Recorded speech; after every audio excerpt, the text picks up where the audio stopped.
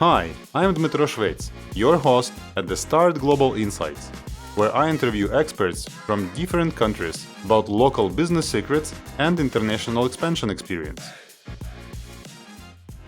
My guest today is Olga Galyant, the commercial director of Global Swiss Group, a global supplier of vitamins and dietary supplements with headquarters in Switzerland, USA, and United Arab Emirates. Olga has almost 20 years of experience in B2B marketing and sales in multinational companies and lived and worked in quite a bunch of countries like Ukraine, Germany, Poland, Lithuania, Latvia, Estonia, United Arab Emirates, and Switzerland. So we have an amazing opportunity to get indeed global insights on B2B sales today. Hi, Olga, and welcome to the show. Yeah, hello, Dmitro. Thanks to having me here. I'm very happy to share all my this global experience with you guys today. I know that you have been working quite a long time in Japanese corporation Konica Minolta, and then in Ukrainian CRM company Creatio, and now in a Swiss dietary supplements producer. So apart from multinational experience, you have a quite unique background of selling in B2B, managing B2B sales, and digitalization of B2B sales. Could you tell me more about this experience and what was the difference in terms of B2B sales between these companies?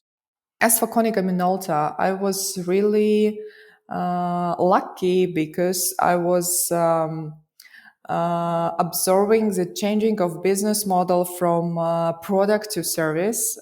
Because in that case, we were changing like sales of boxes of hardware to service when customer is paying for each and every copy, and it was a huge move for us, and actually the only way out to stay on the market and to be successful. We have started from the audit, so we came to the customer, we start from the audit of IT infrastructure and printing infrastructure. So, who were your clients? Companies that needed to print something? Of course, and that actually all big offices. And our target audience was top 200 companies of Ukraine. And then you started to sell Konica Minolta solutions not only in Ukraine. Those times I was studying and getting my MBA, and I saw an opportunity to move into our headquarters in Germany and Mhm, to see how they work in a global sales department. So you started to sell to other countries as well. Yes, the global sales of Konica Minolta is about global contracts with global players, which are presented more than in 5 countries. Mhm. So in this case, you didn't need to generate new leads. You just needed to upsell where you already had the contract. Yes and no, because it also differ country by country. So, for example, it could be bottom-up approach when you have provided some solutions in one country, and then you can sell it to another one.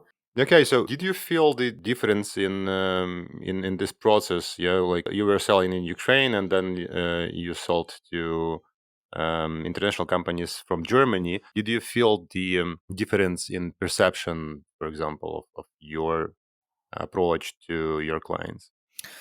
Um, yes, I think so because Ukrainian companies were more open to the changes and Hmm. they were listening carefully about our ideas. But also, we did our homework because before coming to the customer, of course, we were sitting and creating some ideas why they should buy from us and Mm. how can we add value to their business, of course. But when you are selling in Europe, if they already know that it works, so you have your reputation, or some another company had a reference for your service or product, then they Mm. really agree to work with you. Hmm. This preparation or the trust building is a really long time. You need to have this time to build this trust and respect. So the reference is very important if you're selling in Europe. Of course, yes, Mhm. yes, Yeah, we yes. actually felt that the same when we started to sell our services in early, like, yeah, almost the same period that you are talking about, to Europe, and then, yeah, comparing to Ukrainian sales, it was much more easier from one side, yeah, because they were like open to connect, yeah. So it was much more easier to open the door, but it was much more harder to convince. Whereas in Ukraine, it was harder to open the door, but then if you already opened, yeah, then you were like the authority to sell your product. But one of the interesting things was that it was enough, even if we approached a large corporation. So it was enough just to give a reference, to give a phone number of our previous client in Europe, and Hmm. that was enough to start the cooperation. Yeah.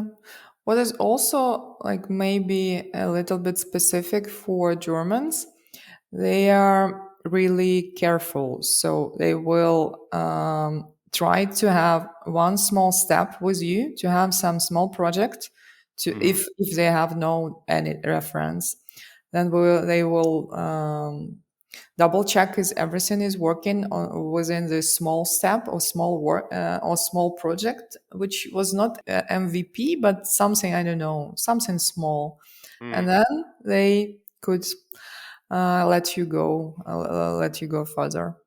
So the advice could be structure your sales or services or product in that way that you could deliver some small parts first. Yeah. Yes, reference and small parts. Yeah, it's particular for Germans. Mm.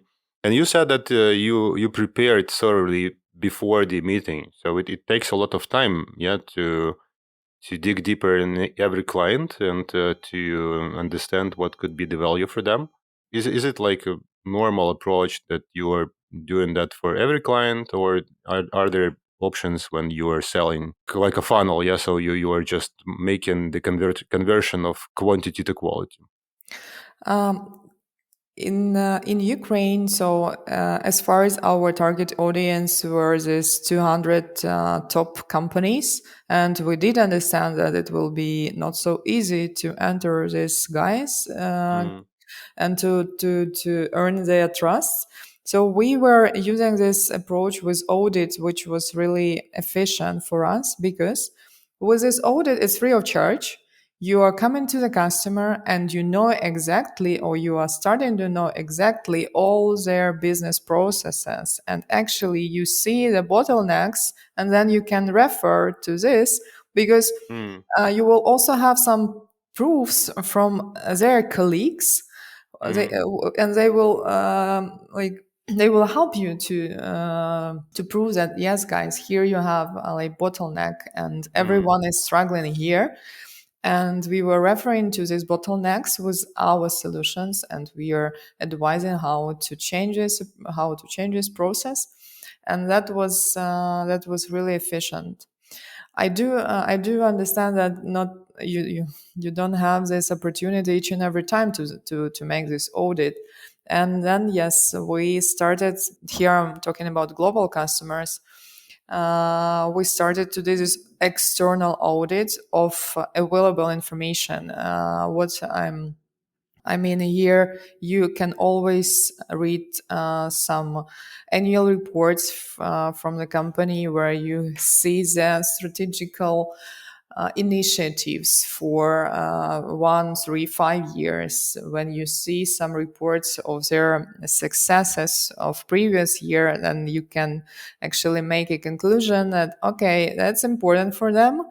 Here I see the strategic initiative, for example, this digitalization or reducing, I don't know, CO2 or something. And then if your solution can help, then actually you will refer to this available information, and you can come with the solutions based on this data. mm.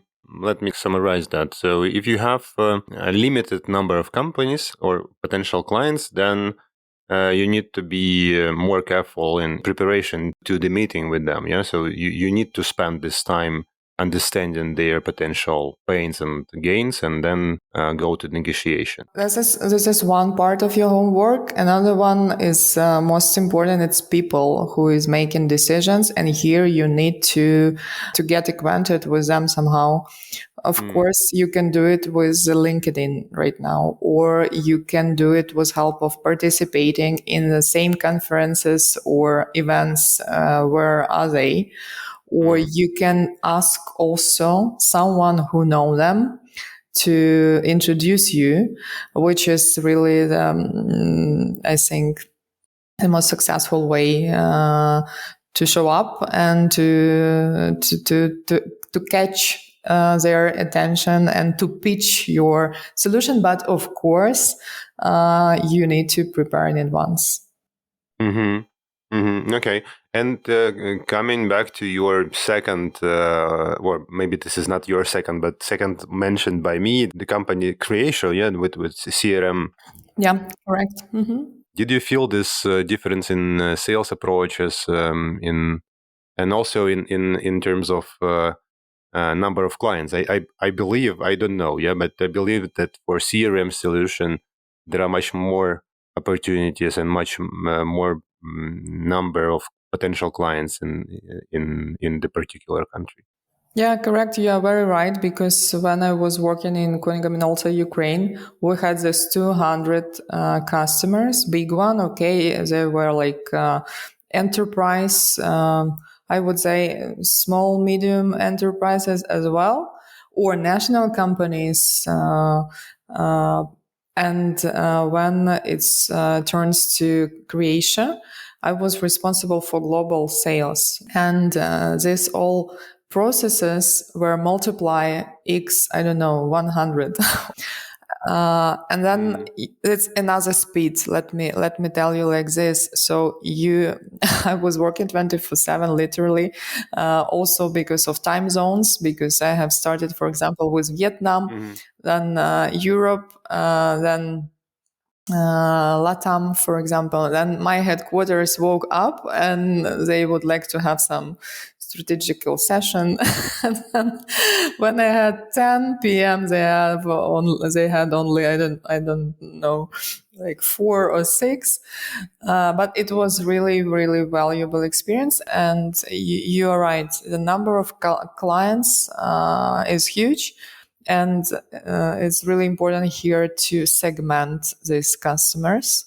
And then it's also a matter of strategy of a company, how achieve their targets. So which customers to be focused on, because you cannot, we all have limited resources. You are not able to work on the same level with all these companies. So you need to be focused.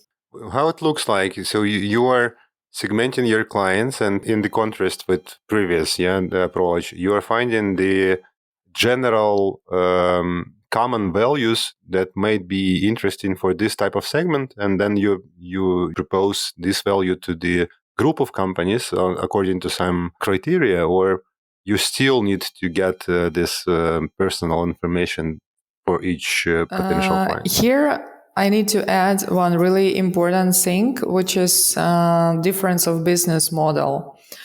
Because in Konica Minolta, I was working in the direct sales, which means we didn't have any inbound leads. So we were doing everything starting from the cold call or cold outreach with a customer, and then story began. In this case, in case of Croatia, they are working with the indirect sales approach. So they are working via partners, IT integrators, or some other IT related companies. And that is actually very helpful because these guys are local. They know their markets, they know their customers, and actually they are helping a lot. That's the explanation number one. And what you have asked me, yes, of course, Croatia also has outbound lead generation approach where they are targeted some defined audience companies, for example, banking or fintech Hmm. or some other segment where they had realized have implemented some successful cases. And of course, Hmm. they use this industry focused approach. So they are publishing some articles about how they could be useful for exactly this industry. Um, yeah. So, but segmentation, it's rule number one. So you need to segment for first of all size wise, and then industry wise, and then you can Hmm. also add some other criteria. Criteria which important for this exactly market, for this exactly country. So this is like this term of ICP, yeah. Ideal customer profile. Yes, yes. You're describing your potential ideal client, and then according to this criteria, you are focusing your approach.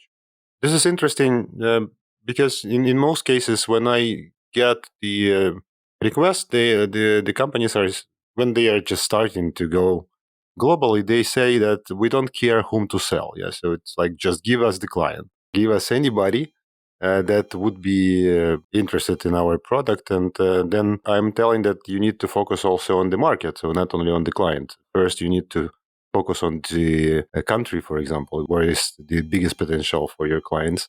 And then you need to focus and select your best clients because you don't have time to devote that to all potential clients in the market.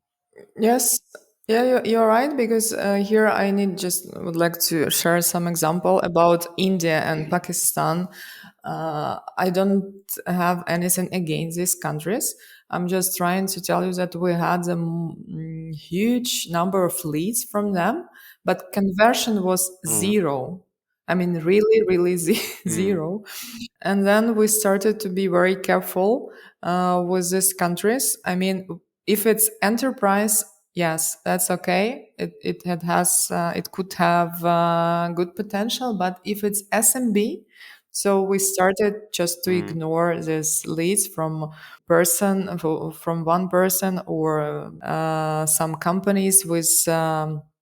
With an email address of not corporate email address, because as I mm. told, we all have limited resources and we need to be focused, and this is the only way. Was it the case in already in Global Swiss Group? Yeah, or it Yeah, was it was still still Croatia? Croatia, but here I also see Mm, the same tendency.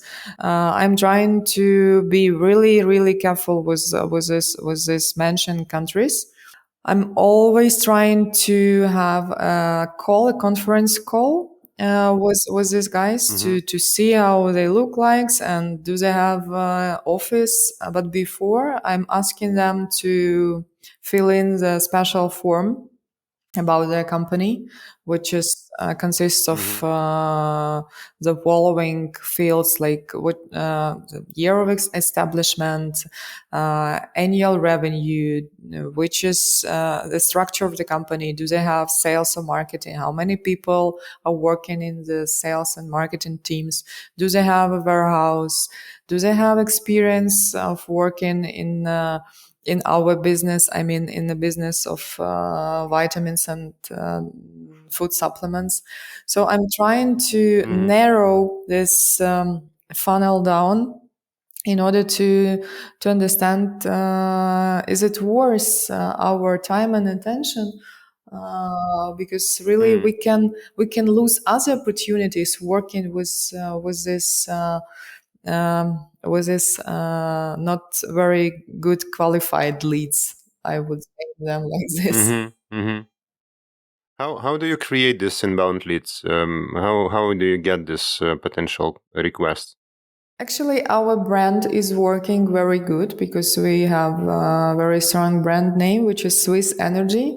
And this our value proposition is about this Swissness, which means you can rely on the quality, and you are sure that it's the level of this quality is very high. That's why I really think that it's about branding, and we are also participating in many exhibitions. Like we have 2 or 3 exhibitions in a month. For example, this month it's Barcelona. Then next week I'm flying to Dubai for another exhibition. Okay, we had also Istanbul this month. So, but exhibition is also about increasing of a brand awareness. So people see us. We have very sexy packaging as well. So it's very eye catching. So you will recognize it from many others. Yeah, and then we are a Swiss company, and all countries where Swissness is a value, and they are trying to collaborate with us. That's why here we also need to really to be careful and to double check and to choose. So many exhibitions. That's quite a bunch of investments in that. Yeah. So you need to be visible all the time. Yeah, that's correct. But this is really efficient tool, and we with a combination of LinkedIn, for example, it's really the most efficient tool, because this marketing approach where you have 4 or 6 touches before customer is buying, so it works here. This was the first part of the interview with the experienced international sales professional Olga Galyant. Stay tuned for the second part, devoted to the sales in the United Arab Emirates.